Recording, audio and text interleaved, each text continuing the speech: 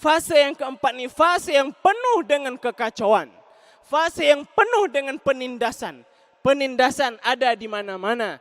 Islam tidak dianggap. Harta kekayaan yang ada di negara-negara Islam diambil oleh musuh-musuh Islam. Orang-orang Islam diadu. Bahkan kita di Indonesia antar ormas pun diadu domba. Siapa pengadu domba? Wallahu a'lam. Yang jelas mereka adalah orang-orang munafiqun, kafirun yang tidak suka. Alhamdulillah. Nahmaduhu wa nasta'inuhu wa nastaghfiruh. Wa na'udzu billahi min shururi anfusina wa sayyiati a'malina. May yahdihillahu fala mudilla lahu wa may yudlil fala hadiya lahu.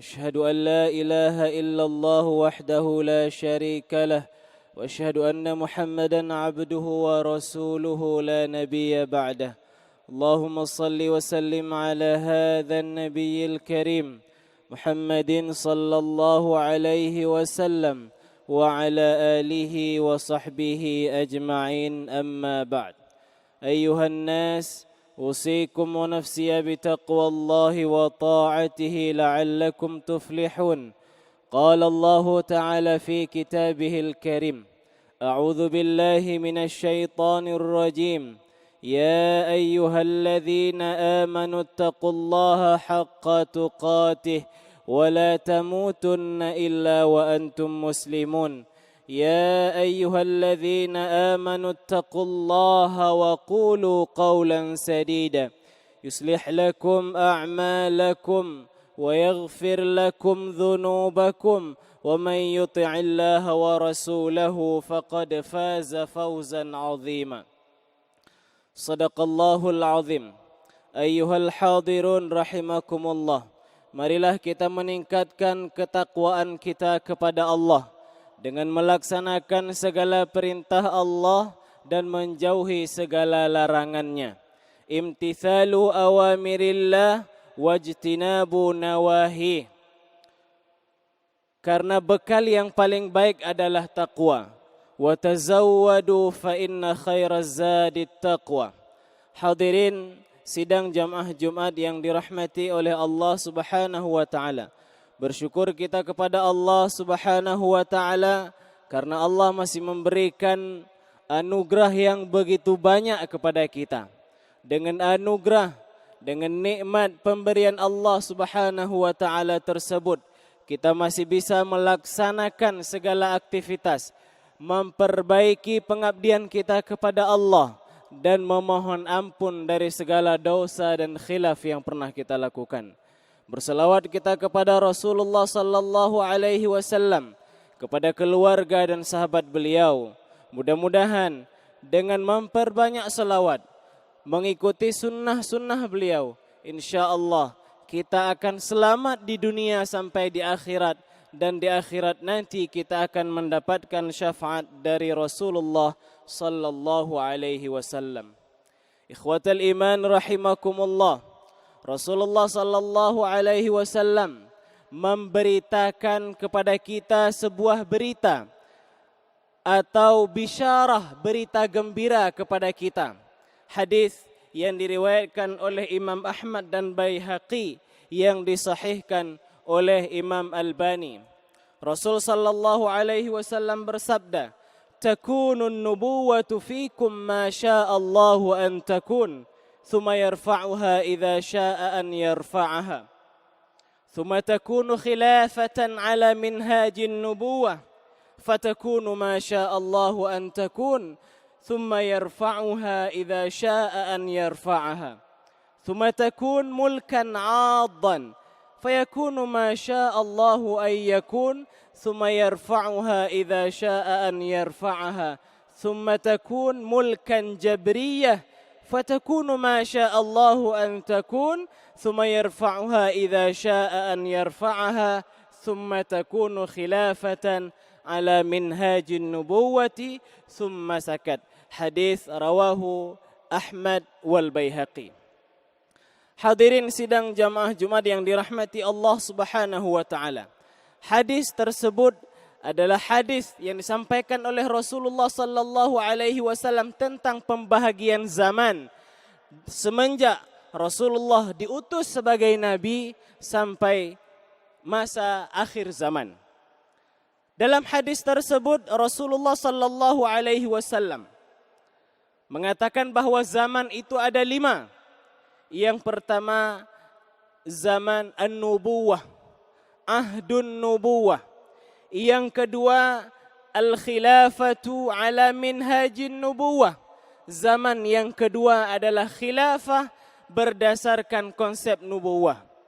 Yang ketiga mulkan 'addan, kerajaan yang menggigit. Yang keempat mulkan jabriyah, kerajaan yang diktator. Kemudian yang kelima al-khilafatu ala minhajin nubuwah. Hadirin sidang jamaah Jumat yang dirahmati oleh Allah Subhanahu wa taala. Rasul membagi zaman yang pertama yaitu zaman nubuwah.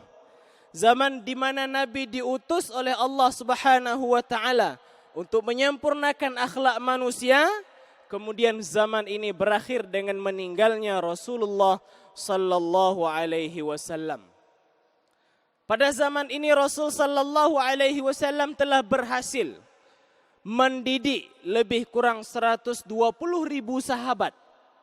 Kemudian merekalah yang menyebar ke seluruh pelosok bumi untuk menyebarkan Islam. Hadirin sidang jamaah Jumat yang dirahmati oleh Allah Subhanahu wa taala. Ini fase yang pertama. Fase yang kedua kata Rasulullah sallallahu alaihi wasallam, "Tsumma takunu khilafatan ala minhajin nubuwah." Setelah masa kenabian berlangsung, fase yang kedua yaitu khilafah ala minhajin nubuwah, pengganti nabi tetapi masih berdasarkan konsep yang sesuai dengan yang dijalankan oleh Rasulullah sallallahu alaihi wasallam. Masa ini adalah semenjak Rasulullah wafat sehingga Hasan bin Ali menyerahkan kekuasaan kepada sahabat yang mulia Muawiyah radhiyallahu an. Masa ini berlangsung selama 30 tahun. Semenjak Rasul meninggal pada tahun 11 Hijriah sampai 41 Hijriah. Pada masa ini khilafah, pemerintahan Islam dijalankan sesuai dengan petuah, sesuai dengan sabda, sesuai dengan aturan yang telah digariskan oleh Rasulullah sallallahu alaihi wasallam. Masa ini ditentukan oleh Rasulullah dalam hadisnya bahwa al-khilafah ala minhaj an-nubuwah itu hanya berlangsung selama 30 tahun. Kemudian fase yang ketiga, thumma takunu mulkan 'addan. Fase yang ketiga Rasul menyebutkan bukan khilafah tetapi kerajaan. Mulkan 'addan artinya menggigit. Kerajaan yang menggigit. Maksudnya pada fase ini pemerintahan Islam bukan berdasarkan khilafah tetapi berdasarkan kerajaan. Artinya raja kemudian meninggal raja diwariskan kepada anaknya walaupun sebutannya masih menggunakan sebutan khilafah. Mulkan 'addan adalah fase di mana umat Islam masih berkuasa. Umat Islam masih berjaya.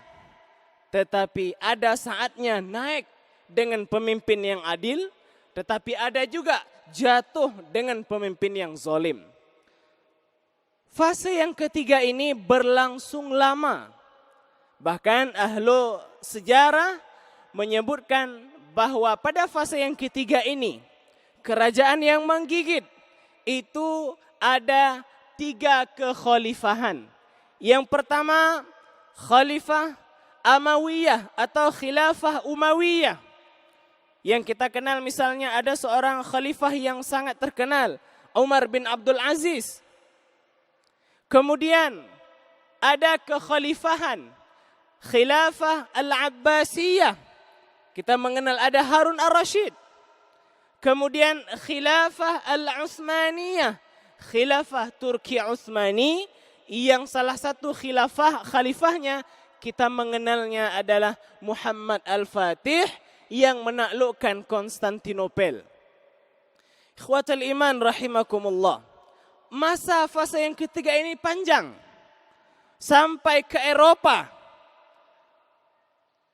Dari semenjak Muawiyah radhiyallahu an mengambil kekuasaan Islam, menyatukan Islam sampai tanggal 3 Maret 1924, tepatnya di Turki, kekhalifahan Turki Utsmani ditutup, dijarah, dijagal oleh seorang Yahudi yang bernama Mustafa Kemal Atatürk.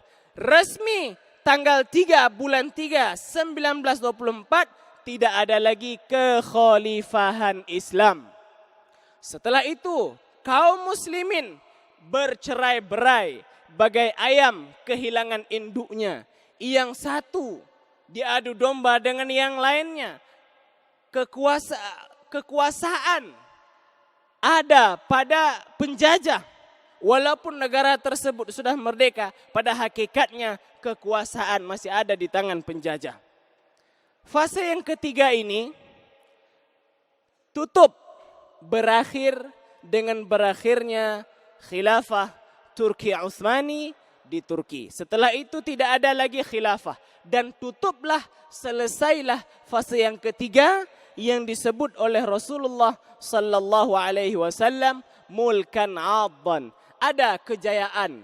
Bagaimana misalnya Islam pernah berkuasa di Eropa, di Spanyol, bahkan sebahagian Prancis pun sudah dikuasai. Namun di saat yang sama ada di wilayah yang lain pemimpinnya zalim yang menindas rakyatnya juga ada. Tetapi fase ini Rasul menamakan dengan mulkan 'addan, kerajaan yang menggigit. Tsumma takunu mulkan jabriyah. Semenjak Turki Utsmani jatuh tanggal 3 Maret 1924, semenjak itulah masuk fase yang keempat, yaitu mulkan jabriyah, kekuasaan ataupun kerajaan yang otoriter, di mana negara-negara tidak adil dipimpin oleh sistem Islam. Pada fase inilah kita berada. Pada fase yang inilah sekarang kita ada. Bagaimana ciri-ciri fase ini? Kaum muslimin ditindas di mana-mana. Kaum muslimin tidak dianggap. Kaum muslimin menjadi rebutan di antara para penjajah. Bagaimana kita melihat setelah Turki Utsmani jatuh, terbelahlah khilafah itu menjadi negara-negara kecil yang mudah dihancurkan, yang mudah diadu domba, yang mudah dijarah segala kekayaannya dan seterusnya. Kita melihat bagaimana Palestina sampai sekarang belum jelas. Bagaimana Suriah tidak jelas. Bagaimana Kashmir juga tidak jelas. Bagaimana Yaman juga masih bermasalah. Termasuk di Indonesia, umat Islam mayoritas, tapi rasa minoritas yang tertindas. Ini masih berlangsung dan akan berlangsung. Islam diinjak-injak. Islam direndahkan serendah-rendahnya. Ulamanya direndahkan serendah-rendahnya. Islam, Quran dinistakan juga terjadi pada zaman yang keempat, yaitu mulkan jabriyah, di mana pemimpinnya di mana-mana. Tidak hanya di Indonesia, tapi di seluruh dunia itu dipimpin oleh mulkan jabriyah, penguasa, kerajaan ataupun raja yang diktator. Ikhwatal iman rahimakumullah, sebagai contoh, kita menggunakan demokrasi, kita ikut pemilu. Setelah ikut pemilu kita dipuji, mantap Indonesia menjalankan pemilu dengan adil dan amanah. Selesai pemilu, aman. Terpilih siapapun yang jadi presiden, siapapun terserah. Dipuji. Tapi di saat yang sama, Hamas di Palestina, saudara-saudara kita ikut pemilu. Tetapi karena Islam yang menang, karena aturan Islam yang menang, orang yang tidak senang dengan Islam dengan mudahnya menyatakan Hamas termasuk organisasi teroris, pemilunya dibatalkan. Kemudian mari kita melihat di negeri yang menghasilkan ulama, di Mesir, pemilu juga dijalankan demokratis. Akhirnya terpilihlah Presiden Muhammad Mursi, presiden yang hafal Quran, presiden yang sederhana, presiden yang dicintai oleh rakyatnya. Tapi apa yang terjadi? Kita juga menggunakan politik demokrasi. Tetapi apa yang terjadi? Tidak lama kemudian dikudeta, diturunkan beliau, kemudian dimasukkan ke dalam penjara, kemudian diadili di dalam kaca, sampai suatu ketika beliau di depan mahkamah. Setelah bersaksi di depan mahkamah, beliau meninggal di depan mahkamah. Mudah-mudahan beliau dicatatkan oleh Allah sebagai salah seorang syahid. Hadirin sidang jamaah Jumat yang dirahmati oleh Allah Subhanahu wa taala. Fase yang keempat ini fase yang penuh dengan kekacauan. Fase yang penuh dengan penindasan. Penindasan ada di mana-mana. Islam tidak dianggap. Harta kekayaan yang ada di negara-negara Islam diambil oleh musuh-musuh Islam. Orang-orang Islam diadu. Bahkan kita di Indonesia antar ormas pun diadu domba. Siapa pengadu domba? Wallahu a'lam. Yang jelas mereka adalah orang-orang munafikun, kafirun yang tidak suka dengan Islam. Hadirin sidang jamaah Jumat yang dirahmati oleh Allah Subhanahu wa taala. Fase yang keempat yang penuh dengan kekacauan, penuh dengan penindasan akan berakhir. Kita masih ada di fase yang keempat. Kita masih memperjuangkan Islam untuk menghadirkan fase kelima.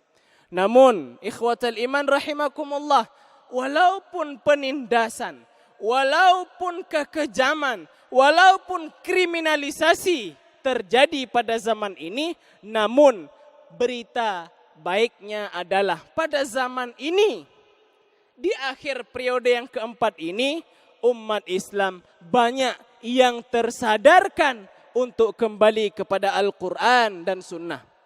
Bagaimana kita melihat pada aksi 4.11, aksi bela Islam yang menuntut penista agama untuk dihukum 4.11. Syekh Ali Jabir rahimahullah ikut. Ustaz Arifin Ilham rahimahullah ikut. Dan terkena gas air mata pada 4.11. Menuntut orang yang menistakan agama itu diadili. 4.11 yang ikut luar biasa. Kemudian pada aksi bela Islam 212. Kesadaran umat Islam nampak di Monas. Banyak keajaiban-keajaiban yang terjadi. Artinya apa?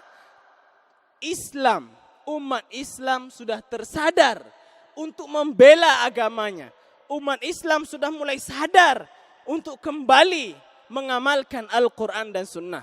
Ikhwatal iman, rahimakumullah. Mungkin bisa juga kita melihat bagaimana pondok-pondok tahfiz tersebar di mana-mana. Orang yang hafal Quran banyak, orang yang hafal hadis banyak. Mudah-mudahan ini pertanda bahwa fase yang keempat akan berakhir dan masuk fase yang kelima. Ikhwatal iman rahimakumullah. Pada fase yang keempat ini, kebenaran dan kebatilan akan terus terjadi gesekan. Di saat yang sama, anak-anak kita banyak, bahkan kitanya juga banyak yang kembali ke masjid. Namun sebahagian saudara-saudara kita, anak-anak muda kita masih mabuk dengan sabu, masih mabuk dengan narkoba. Di daerah kita khususnya, mungkin di daerah lain juga, karena sabu, karena narkoba, banyak penyakit yang terjadi di masyarakat. Pencurian dengan berbagai macam modus ada terjadi di mana-mana. Bahkan kota amal masjid, TV masjid pun menjadi korban para pelaku, para penagih, orang yang sudah ketagihan sabu dan narkoba. Mudah-mudahan dengan kerjasama kita semuanya, dengan merasa bertanggung jawab bahwa kebangkitan Islam bukan tanggung jawab satu orang, tetapi kita semuanya bertanggung jawab untuk kebangkitan Islam. Sehingga setelah kita merasa bertanggung jawab, kita juga ikut berkontribusi, memberikan sesuatu untuk kebangkitan Islam itu. Mudah-mudahan kerjasama kita semuanya, kesadaran kita semuanya untuk kembali ke masjid, kembali mengamalkan Al-Quran dan Sunnah. Insya Allah kita akan menghadirkan fase yang kelima, sekaligus akan menutup fase kaum muslimin di dunia ini, yaitu al-khilafatu ala minhajin nubuwah, khilafah ala minhaj an-nubuwah. Setelah fase yang keempat ini berakhir, akan datang satu fase di mana dunia akan dipimpin oleh seorang khalifah, oleh Imam Mahdi, yang fase ini tidak berlangsung lama, antara 7 dan 9 tahun. Pada fase ini semua orang berlomba-lomba berbuat kebaikan, beramal soleh, karena tidak ada lagi kejahatan. Tidak lagi orang yang mabuk dengan narkoba dan mencuri dan menjarah, tidak ada lagi. Semuanya sudah kembali sesuai dengan Al-Quran dan Sunnah. Fase ini berlangsung hanya 7 sampai 9 tahun.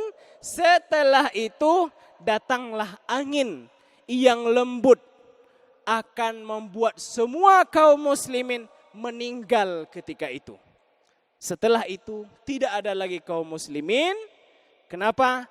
Karena orang Islam tidak diizinkan oleh Allah untuk melihat peristiwa kiamat yang begitu dahsyat.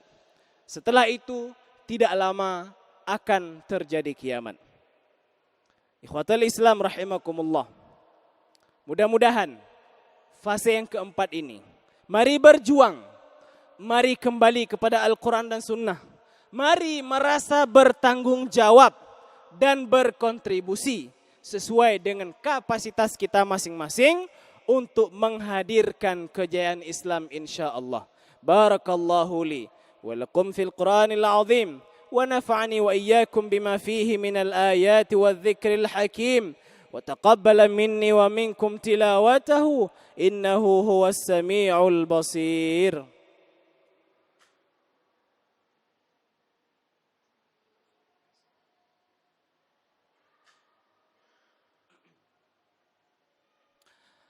الحمد لله الذي بنعمته تتم الصالحات أشهد أن لا إله إلا الله وحده لا شريك له وأشهد أن محمدا عبده ورسوله لا نبي بعده اللهم صل وسلم على هذا النبي الكريم محمد صلى الله عليه وسلم وعلى آله وصحبه أجمعين أيها الناس أوصيكم ونفسي بتقوى الله وطاعته لعلكم تفلحون قال الله تعالى في كتابه الكريم أعوذ بالله من الشيطان الرجيم إن الله وملائكته يصلون على النبي يا أيها الذين آمنوا صلوا عليه وسلموا تسليما اللهم صل على محمد وعلى آل محمد كما صليت على إبراهيم وعلى آل إبراهيم وبارك على محمد وعلى آل محمد كما باركت على إبراهيم وعلى آل إبراهيم في العالمين إنك حميد مجيد اللهم اغفر للمسلمين والمسلمات والمؤمنين والمؤمنات الأحياء منهم والأموات برحمتك يا أرحم الراحمين اللهم أعز الإسلام والمسلمين وأذل الشرك والمشركين ودمر أعداءك أعداء الدين ربنا ظلمنا أنفسنا وإن لم تغفر لنا وترحمنا لنكونن من الخاسرين ربنا آتنا في الدنيا حسنة وفي الآخرة حسنة وقنا عذاب النار ولذكر الله أكبر والله يعلم ما تصنعون أقم الصلاة